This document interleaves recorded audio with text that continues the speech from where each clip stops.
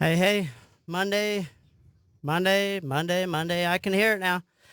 Monday afternoon, addiction recovery, hope, and resources. I'm here with my friend Katie Williams, Yeah. and she's going to share a little bit of hope with us and share a little bit of her experience and a little bit of guidance that she would give to people. And she's going to talk about the topic of finding your tribe. And that's like the best thing like you could ever do is because when you don't know of any fellowships and you're struggling in addiction, to be led to the fellowship, and if the first one don't work, you go to another one. If that one don't work, you go to another one. Could be the same fellowship on a different night. Is your tribe, and I love that. So, Katie, welcome. Thank you. Yeah, Great to be here. thank you for coming on. Yeah. Um, so, just a little bit of background on me. My clean day is 4/10 of 18. I have a little bit, Nice. yeah, a little bit over 14 months clean. It's pretty awesome. Um, I kind of grew up in a, addiction household. My dad was an addict, super deep in addiction. It's kind of it was the norm for me. I didn't really know of any other way of living. I thought just everything I was going through was a normal thing. My dad was, I grew up in abuse, mentally, physically, all that. It was really hard, and it was hard to differentiate like between, like what a dad's supposed to be and like what my dad was, if that makes sense. It makes sense, 100%, Yeah. and it probably made sense. It probably affected you, of of you deciding which friends to choose. Yeah. Probably didn't want to bring people over that, didn't know that lifestyle. Well, yeah, and that's the thing. I never really had friends over growing up. Like I always would hang out with kids, at the park down the street or at school. Like I loved school, super teacher's pet, honors classes, like loved school. Yeah. I feel like it was like my getaway from home and everything I was going through there. Um, I remember, because where we were living most of the time were pretty, wealthy neighborhoods, and we didn't really have any money, because my dad, he was using it all for, to feed his addiction. And kids were always talking about going on family trips Huh. and hanging out with their dad and doing all this stuff. And I remember I lied a lot, to try to make my life seem something that it wasn't, because I felt bad about like what was really going on. So that was, I feel like my coping at the time, Yeah. oh yeah, my dad does this with me and my dad does that with me and we do this as a family and, Right. none of that was Trying to going fit on. in. Right, And exactly. also, it's, if you look at it this way, it's an addictive behavior. That's where we start is by the lying and the hiding Mm-hmm. and those The things. dishonesty, yeah, Yeah, for sure. exactly. Yeah. And then, I started using when I was 11 years old with my dad. My older sister, she had already been using with him as well. Um, my mom did the best that she could. My mom was trying to take care of all of us. She was working. Shout out to mom. She's Yeah. listening. Shout out to mom. Go mom. Um, she did the best with what she knew. She tried. She'd take us away for weekends and stuff, to Disneyland or something. We lived in California at the time. Yeah. And she'd take us away on there, camping. KOA campgrounds was like our jam, Yeah. to get away from him and all that stuff. And at the time, my mom didn't know that I started using with him until after he passed away.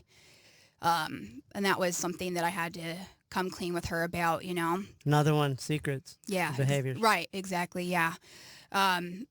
When I first started using with him, I didn't really know like what the drug that I was doing was. I just knew it was something that he wanted us to do with him, and maybe for a buddy, I don't really know. He was sick, Yeah, he was sick. absolutely.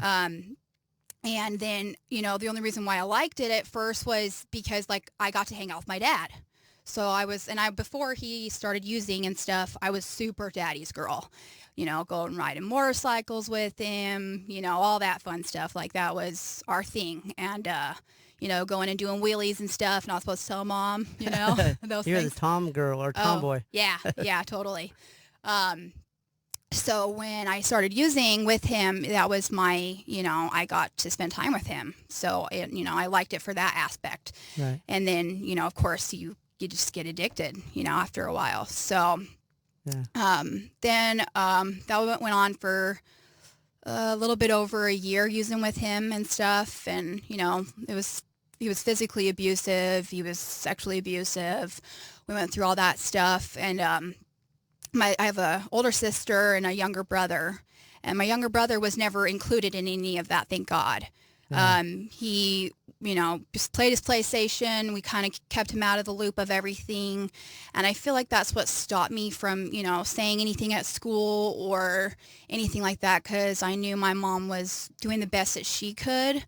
And I didn't want, like, our family to get broken up. I didn't want my little brother to be put somewhere without my mom, when she was doing everything she could. Well, plus you're addicted to the substance by Right. now, and Yeah. you need it. And so it's Right. kind of a survival thing. Right. Yeah, for sure. And then, so shortly after that, my dad, he ended up committing suicide. And I had mixed feelings about that for a really long time. I didn't, because there was a lot of, sadness, of course, but also relief. Because I feel like if it would have kept going on the way that it was, that, me, my sister, my mom, like one of us would have ended up dead somehow with the way that, my father was. He was, Reckless.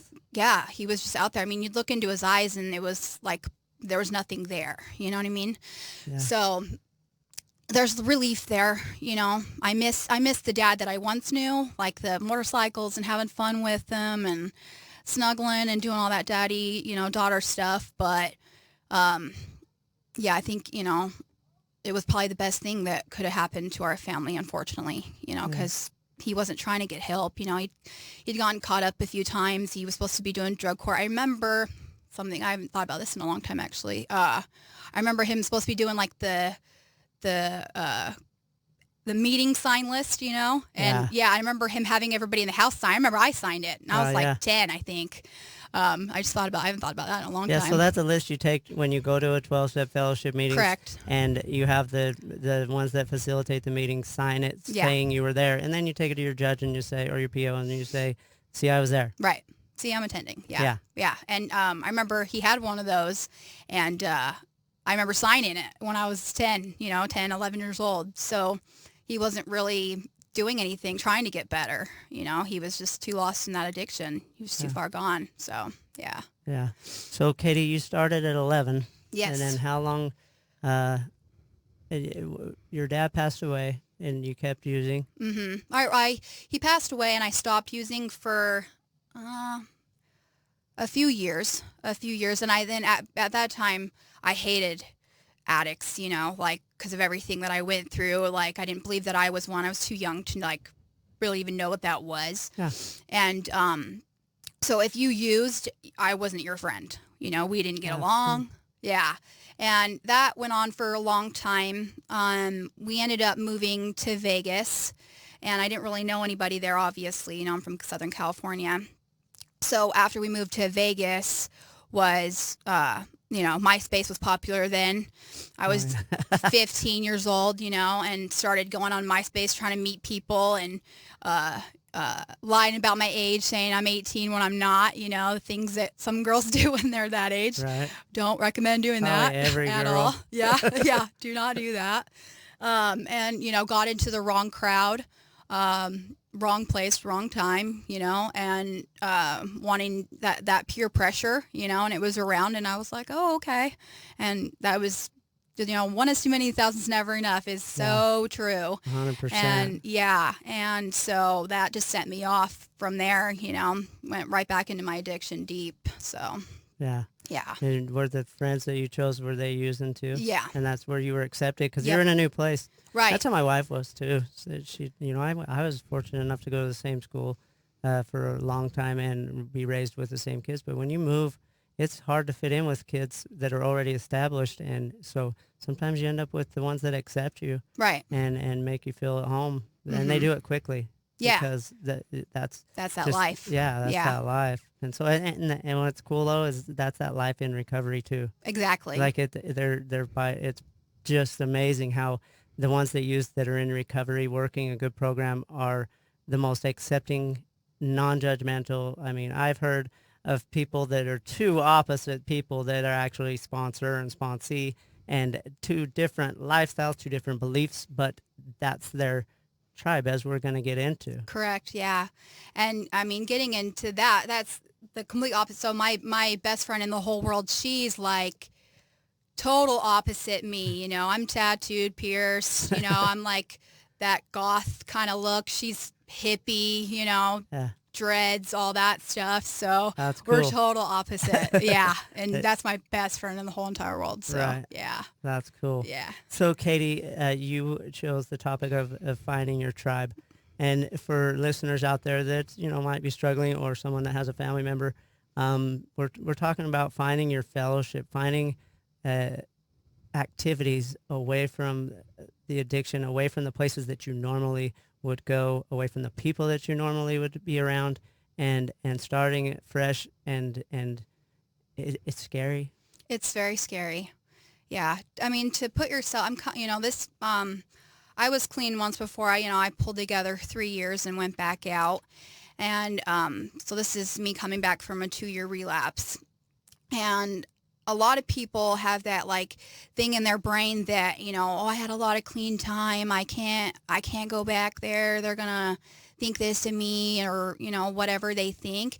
And it's so not true. That's the excuse to stay. Correct. And it's a belief in your brain. It's just hard to get over, but it's actually the total opposite. Yeah, it's that pride. Yeah, pride. Yeah. Yes. It's that pride that you need to let go of, If you're hurting and you need help, just go. They're going to love you. Yeah, and I always say do it quick. Yeah, exactly. As fast as Don't you can. lose that pride and just say, man, I messed up, guys. You accept me? And they're going to be like, welcome back. Right. Yeah. We love you. Yeah. And Thanks you for know being what? here. I always tell people when they tell me, I had this many years, and they're just dying that they messed up and made a bad decision. And I always tell them, look, you didn't forget everything you learned, though. Right. You didn't start over. You've got the learning. You just need to realize, focus on what got you back there. It probably was led by a few months of before you used, of thought patterns, of not going to your meetings, Right. of not working at your 12-step program, of not being around good people. I always tell people, pick 5 people that are positive in everything they do and cling to them. Yeah, definitely. People, places, and things. Yeah. One is too many, 1,000's never enough, and people, places, and things are like the hugest ones for me, because I know if I'm around a place with the wrong people, it's not going to be that long before I end up getting high. It just takes that one bad day, one bad thought, fight with whatever it is, Yeah. for you to go back out. That's why we're addicts. That's why we have to diligently work on our program. Pretty much the rest of our lives. Yeah. Some people for are, the rest, no matter what. I hear yeah. people say, I'm cured. Yeah, And no. they're just like, oh, man. Good luck. Yeah, we'll see you in around Yeah, in a little come bit. back. Yeah. Yeah, and it's sad, but Yeah. But so, Katie, tell us how one finds their tribe. So, my 12-step program, I just love every single person there. The program, it's amazing. I have a wonderful sponsor, and coming back from my relapse, I got arrested, and put on probation, and when I was in jail, I was like, I am going to, no matter what, just dive into the program. No matter what. No matter what. I love that saying. Yeah, no matter what. I'm diving into that program. I'm not going to live this life anymore. No matter what, no I'm matter not what. using again. Correct, yeah. I'm a mother of 3 beautiful boys. They're Yeah. rowdy and crazy, and if you know me, you know them. Yeah. But I love them so much, and I want to break that cycle from the life that I lived, and I don't want them to go through that. I want them to know they're loved. I want them to have, parents that just, are just clean and there and aware and present in their lives. Yeah. And I have, the whole fellowship that I belong to is my tribe, but there's a few people that are, like people, you can have more than one best friend, you know. Yeah. I have about 10 probably. Uh-huh. They are amazing people. We have this group chat, you know, on Facebook that we're always posting about. Anything good happens to any of us, we boom right onto there, and everyone's just like, And you cheer for people. yeah, It's not like your normal life where people want to bring each other down. right. You be positive to each Yeah, other. and even doesn't matter if any of us are going through a hard time. If one of our friends is like, this awesome thing happened to me, we're like, yeah, and we're cheering them on, and we're so happy for them. You know, it's so beautiful to have that. You know, when I found out I was kind of come to do this, you know, first thing I did was post on there, and I'm like, what should my topic be? I don't know. And one of my friends on there is the one that helped me come up with the topic for this. And it's so true. You know, a lot of people aren't, you know, necessarily outgoing and they're shy, and I'm not any of those things. I'm super outspoken, super loud, you know, That's I'm cool. in your face. Hey, here I am, you know. But a lot of people aren't like that. And, you know, in my opinion, in order to grow in the program, you need to, you know, step out of your comfort zone.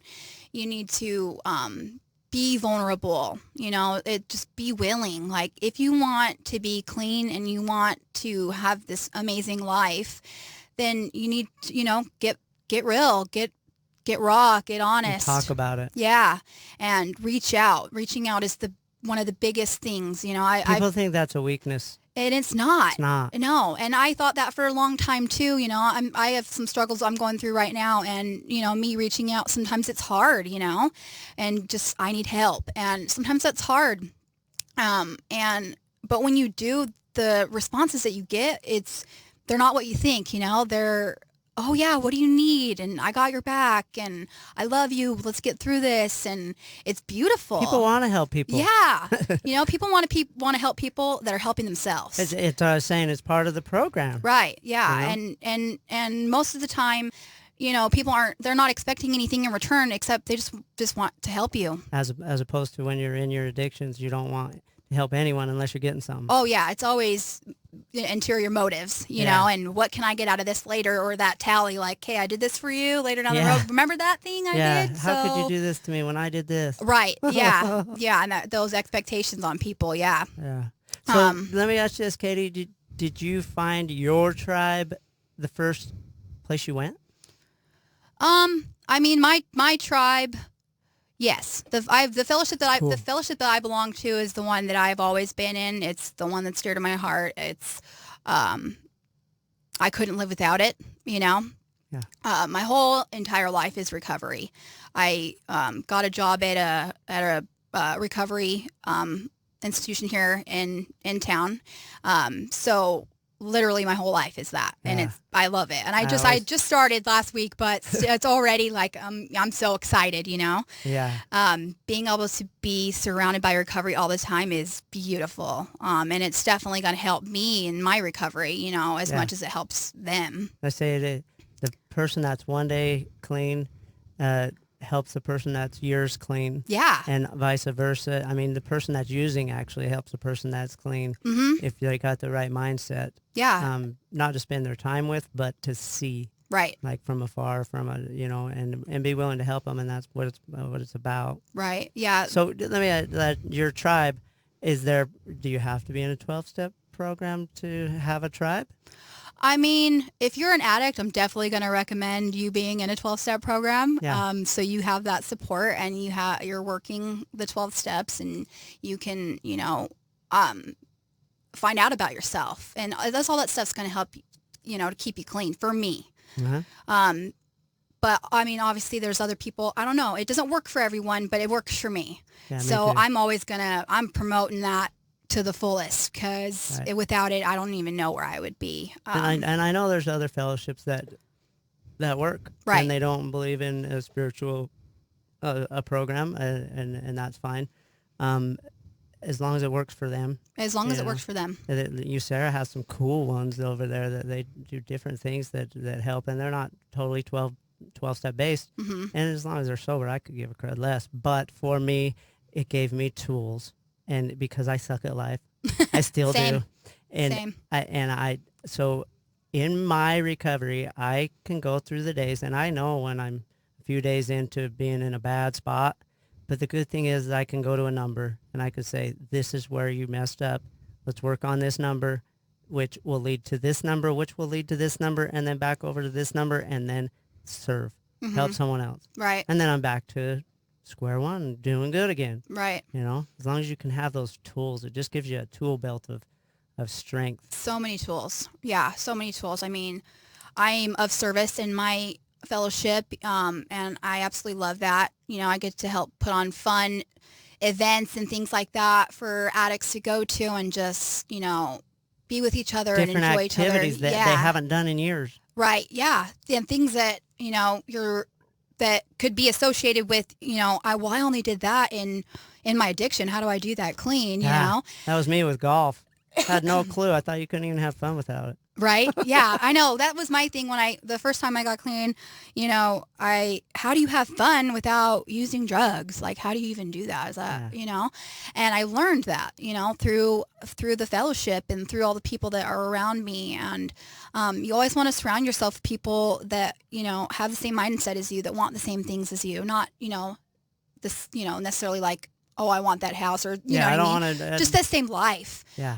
That want to do good, that just want to be happy. And I have about, you know, 6 people I can think of off the top of my head. I mean, there's a lot more, but these are the ones that daily basis talking to them.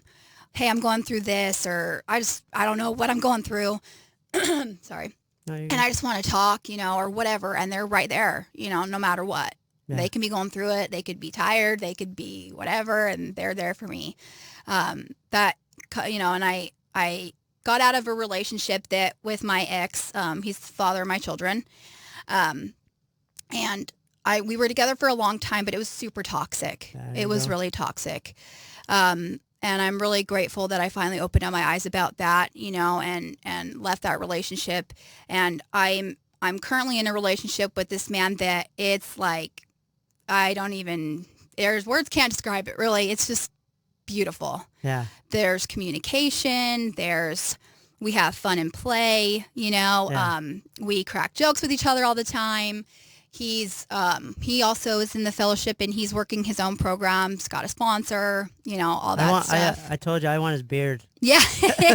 He's got an awesome beard, huh? Dude's legit. Yeah. I never liked beards before, too. And I don't know what he pulled something on me. I don't know what he did, but you know. My wife, you know, the good thing is that because you were both healthy, separate, you had a little bit of time, you could be with each other and give. Instead of, you know, me and Mike Schroeder talked about this, is, you know, you jump into a relationship too quick and you don't really know who you are, it's probably not going to go anywhere except for get toxic. Right. But when you find someone that's working a program and you're working a program separately, it's nothing more beautiful, like you said. Yeah, and we were best friends first. You know, we were best friends for a while. Just always laughed together, you know, and one day it just happened, and I'm so grateful for him. It's the first relationship that I've ever been in that's not been codependent, or, you know, that there's no communication, we don't fight, and when anything's bothering either one of us, you know, we talk about it. Yeah, it's not perfect. Like, you're going to argue a little bit. But right. Like you said, you can communicate through it. Yeah. I still suck at that part. Communication's, like, beautiful. And I've always, craved that in relationships, but I never had that partner that I could do that with, that, you know what I mean, that was on that level with things, and he is, and it's so amazing. That is. Yeah. And he's good to your kids. Oh, he's great to my kids. That's awesome. Yeah, my kids were pretty rowdy. You know, I got full custody of them back in November of last year. Good for you. Thank you. And for a while, they're 3 boys. They're young. You know, mom and dad aren't together anymore, so that's a factor that plays into that. And before that, you know, the using, they got to do whatever they wanted to do. Yeah. So yeah, now it's different. Yeah, and that's good that you got someone that can adjust to the family and accept. Right. Yeah. Katie, thank you for coming on. Thank you. It was a pleasure. We could have you on again if you want. That was so fun. Yeah. I didn't even give you a 10-second notice because you were on a roll. Oh, you're good. So thank you for listening. Thank you. Tune in next Monday, and we'll see you later. All right. Thank you.